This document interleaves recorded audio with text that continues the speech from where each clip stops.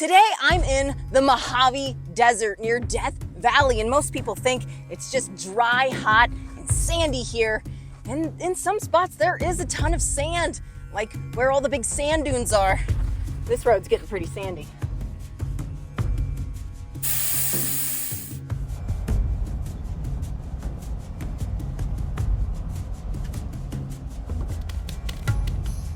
Turns out there's a lot more than just sand in these parts. The rocks on the alluvial fans, and believe it or not, the valleys around here were once also filled with water.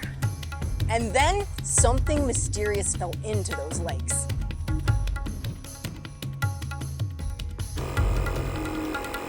If we had to higher ground, we could get a much better perspective of what's going on in this scenario. But we'll need to ascend the rocky alluvial fan now. Now we have a rock. All right, guys, classic red bed. Yeah, this'll work. All right, come on, pup, let's go. Let's go on an adventure.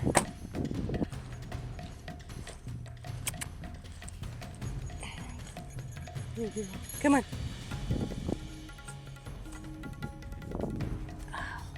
Now that's a good view. That basin down there was actually once ancient Lake Tecopa. That's right, that was actually a pretty decent sized lake down there. Actually, many of the basins in the Mojave and Death Valley region were once massive lakes. Death Valley itself was the huge Lake Manly. Panamint Valley was Lake Panamint, and there was a whole connected lake system beginning at Owens Lake.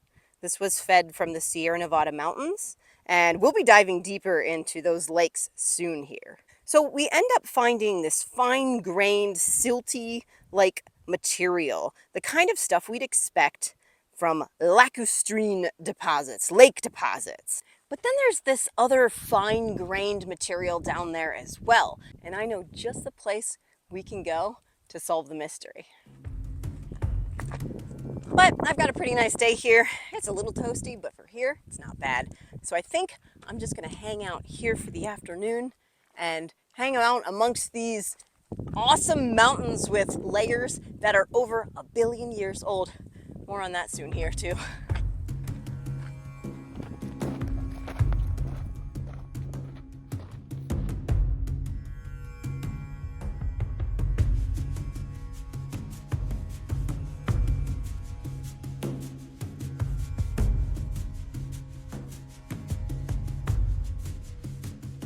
Well, that was a beautiful day in the Mojave Desert today. I got to explore in these mountains, this Precambrian rocks here, pretty cool stuff. I did not see any rattlesnakes today, but I'm sure they're coming out soon. Everything being charged up, so we'll be good to go. I have this little portable solar generator that I bring with me. It's by ALLPOWERS, and this thing is just really nice, easy to take along on these shorter trips. Looks like our weather's perfect and we are all set for our adventure tomorrow. We're going to have to trek across this giant alluvial fan here back down into the basin below for the rest of this adventure. So I'll probably tuck in early tonight and I will see you guys in the morning.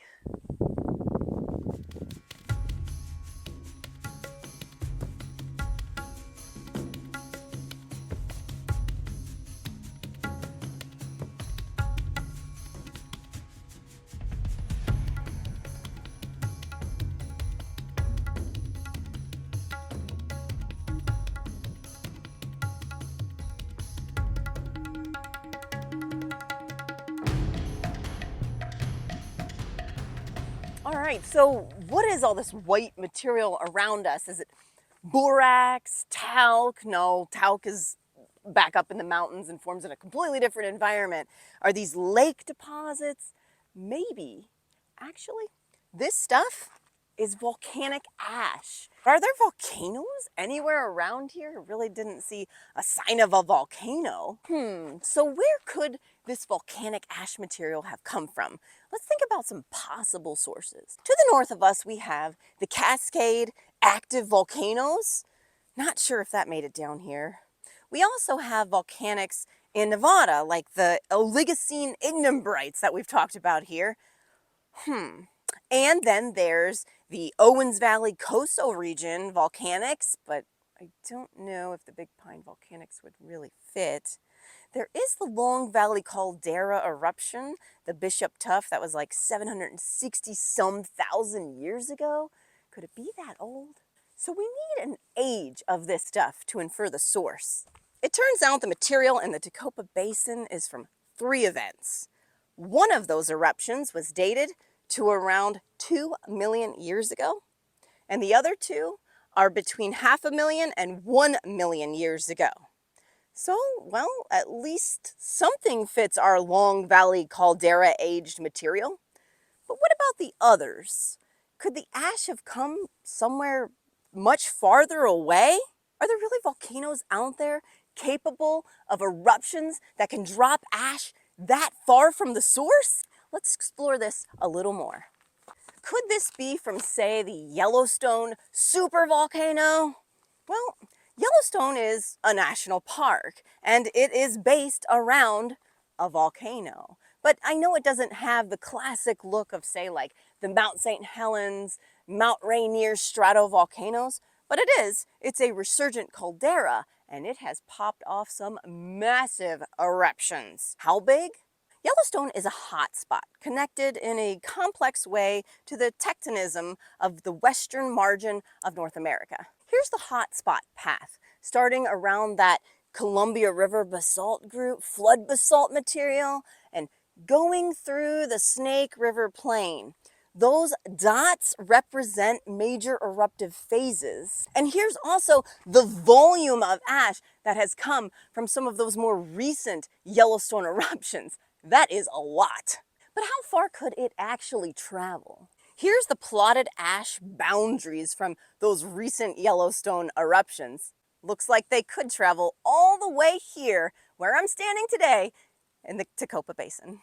Actually, 2 of them make it here, and that's over like 700 straight line miles, or around 2,000 kilometers as the crow flies. So it turns out these ash beds do represent 3 major volcanic events, one being over 2 million years ago, the Huckleberry Ridge event from Yellowstone, one occurring around 764,000 years ago, the Long Valley caldera eruption from California just north of us, and the other one, another major Yellowstone eruption around 640,000 years ago, the Lava Creek ash beds. Let's take a closer look at the ash. The Lava Creek ash from about 640,000 years ago contains strata of massive beds and weakly consolidated fine-grained material that we'd expect in ash beds. Sometimes it's thinly laminated as well. In Shoshone, there's about 3 meters of ash, and it also exhibits some interesting features like cross laminations and ripple marks that indicate wave action from its interaction with the water from the lake that was here. Some other interesting features that we can find in ash material is hyalotuff texture associated with a phreatomagmatic eruption, and this material is the result of shallow water interactions of the ash. There's also flame structures. Those result from differentiation between 2 sediment layers, where one layer pushes upward on the layer above. There's convolute bedding. This is indicative of seismic activity around the time of deposition. Features like this are sometimes interpreted to have formed by sediment liquefaction resulting from increased pore water pressure, probably due to strong seismic shaking. The soft sediment structures, such as the convolute lamination, those flame structures, and the various kinds of deformed cross-stratification, are thus recognized as paleoseismic in origin. All of this ash fell into a giant lake that existed in this basin long ago. The history of the Tacopa Basin involves about 2.5 million years of lake water oscillations. The Tacopa Basin was a terminal basin that episodically held lakes of varying depths, all from its input from the Amargosa River. During the early Pleistocene, the Tacopa Basin hosted shallow lakes that were fed by low alkaline runoff and groundwater. Basin-wide tectonics also had an influence on lake levels as well as the features in the ash we just looked at. The deposits associated with the Lake Tacopa phases include lacustrine mudstones, some conglomerates, some lakeside tufa, and of course, the ash beds. And this ash bed tephra also provides a great way to constrain the ages of the lake deposits. Volcanic ash is actually a very important material used in dating not only the ash, but other related Earth materials. Geochronology is the technique used to determine the age of Earth materials and date past geologic events. And this includes radiometric dating, cosmogenic surface exposure dating, and paleomagnetism. In radiometric dating, the amount of apparent material is compared to what it decays into, or its daughter product, and that ratio is used to determine the age of the item that's being dated. Two very common techniques used in radiometric dating include potassium and argon isotopes, as well as uranium series isotopes. And this brings us to the wonderful world of zircons, or zirconium silicates. Zircon crystals are ideal for age dating because they are commonly formed and commonly found. They're very durable and tend not to be reactive, and they're heavy but non-magnetic, which means they can be easily separated from iron-based minerals while also easily separated from the lighter minerals. And most importantly, they contain a small amount of measurable uranium, which substitutes for the zirconium in the crystal lattice when the crystal is being formed. This involves the isotopes U-238 and U-235, which decay into lead-206 and lead-207, respectively. This chart shows that rate of decay process from uranium to lead, and also demonstrates the value of using the U-series technique in that researchers can age date some really old material in the millions to billions of years old. Zircon geochronology has been used for some pretty fascinating research. For instance, in the Yellowstone volcanic system, researchers combined the eruption age information from argon geochronology with the timing of crystal formation from U-series dating techniques to inform how long magmas sat in the crust before erupting, because minerals in volcanic rocks often crystallize before the magma itself erupts. In another instance, detrital zircons, which are zircons that have eroded out of the original material, were used to recreate the scenario of the assembly and disassembly of ancient supercontinents. And in yet another fascinating example, ancient zircon crystals, we're talking 4 billion year old zircons, were used to try to understand very early Earth conditions, which have often been quite a mystery because there's not a lot of material left to analyze from those early Earth stages. And in this case, researchers looked at over 1,000 zircon crystals from the Jack Hills in Australia and tried to determine if this material was interacting with fresh water. Zircons commonly form in felsic igneous environments and therefore are often associated with granites and ash deposits. Tephra chronology, or specifically looking at material from ash deposits, is another important application of zircons. The zircons from volcanic ash have been used to date Maya pottery. And it was those zircons that were used to help date the Yellowstone ash material we've been talking about today. There's also some other cool minerals to talk about.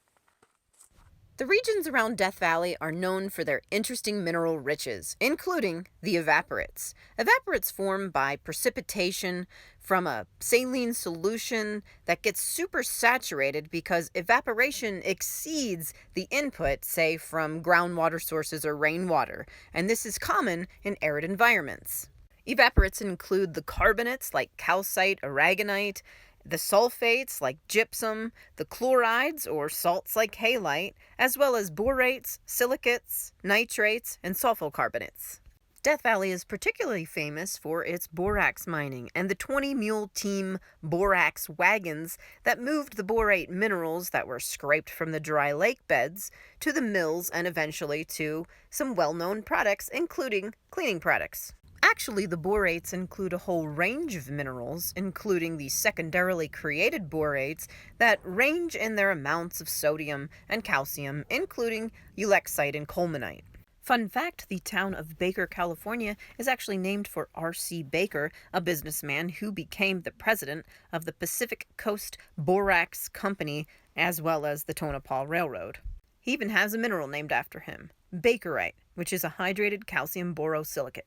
Tufa forms primarily from calcium carbonate minerals and is also the result from precipitation in these dry lake bed environments. We took a close look at tufa that built up so tall that they're called Tufa Towers when we took our tour of Mono Lake. Then there's sepiolite, which is found near the margins of the Tacopa Lake Basin. Sepiolite is a hydrated magnesium silicate clay mineral.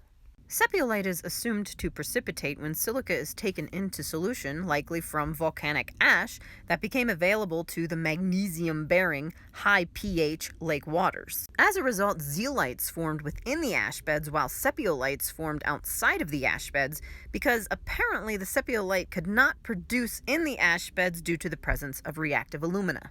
Known for its excellent absorption properties, and as a result, some researchers are looking into sepiolite as a material for use in lithium-sulfur batteries. And lastly are the opals. Opals are hydrated silicates, and so it's no surprise that they're found in ash beds, including those around the Tacopa Basin. And here are some other strange facts about these ash layers. This is not a mine. It's actually a home.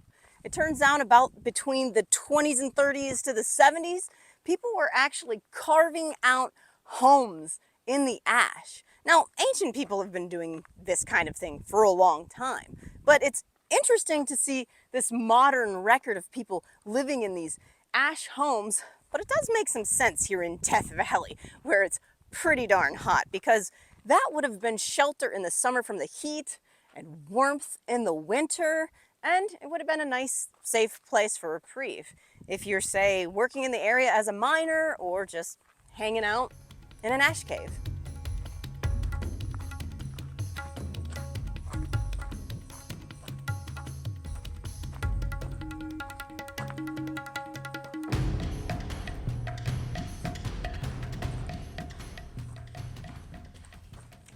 This one even has a wooden door. Actually, many of them do. There are a lot of these units here, not just that one we looked at. This whole line of the ash beds is filled with these cavities, these little apartments.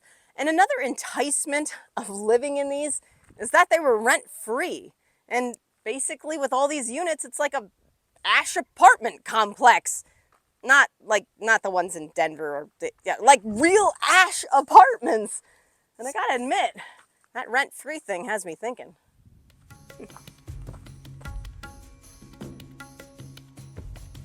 There have also been some really interesting fossils found within these lake and ash layers.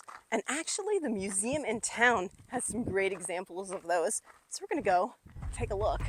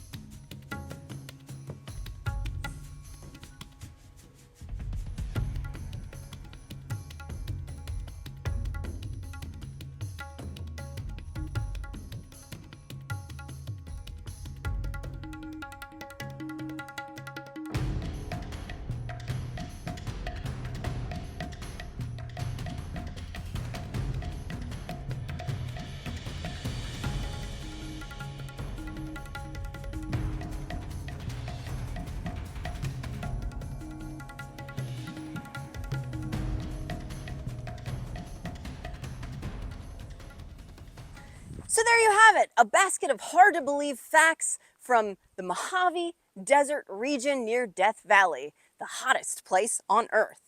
a lake system that has all but dried up, extinct megafauna, and even ash material all the way from Yellowstone. All interesting reminders about the climate and ecosystem changes happening around us all the time, and even the fragility of life. I hope you guys enjoyed today's interesting adventure in the Mojave Desert. Stay tuned because I'm going to have some more interesting, mysterious things to talk about from this area. It gets even cooler. So, if you want to join me on the next adventure, be sure to subscribe to Let's Go Geo. Join me out there. And if you want to support the Let's Go Geo project, you can find me on Patreon. And there's more information about all of this in the description. Otherwise, I will see you guys on the next adventure here at Let's Go Geo.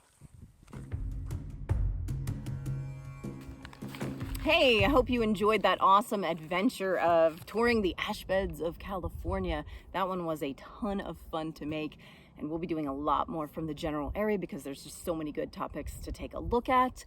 I am actually on site right now working on an upcoming adventure, and I'm also packing up some surprises for my patrons who have signed up to receive a random rock/surprise box from me. Those members also get access to all the behind the scenes content as well. There are a lot of ways to help support the Let's Go Geo project on Patreon, so check it out if you're interested. Now, if you just want to support the project a different way, like throw me some beer and gear, well, the best way to do that is on Venmo. That application is completely free and they don't charge anything for transfers, so that's why I like using them. All you have to do is sign up on Venmo and then look for me there at LetsGoGeo-Heather.